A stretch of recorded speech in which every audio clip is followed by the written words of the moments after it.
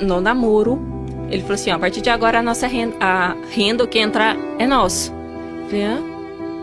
Como assim? É nosso? Ele é nosso. E assim, eu trabalhava, eu era assalariada e ele tinha muito mais dinheiro que eu, entre aspas, né? E ele já falou, ó, o que entrar agora é nosso. Me deu um cartão de crédito. Aí um dia, simplesmente, foi lá no meu trabalho, onde eu trabalhava, me entregou a chave do carro dele, toma aqui, me dá do seu carro. Ele levou, ele arrumou meu carro todo, até problema no motor, meu carro tinha. Os 4 pneus tava no aço mesmo. E aí ele foi lá, arrumou tudo. Aí, no final do dia, ele chegou lá, me entregou meu carro limpinho, arrumadinho. Falei, nossa, nunca imaginei.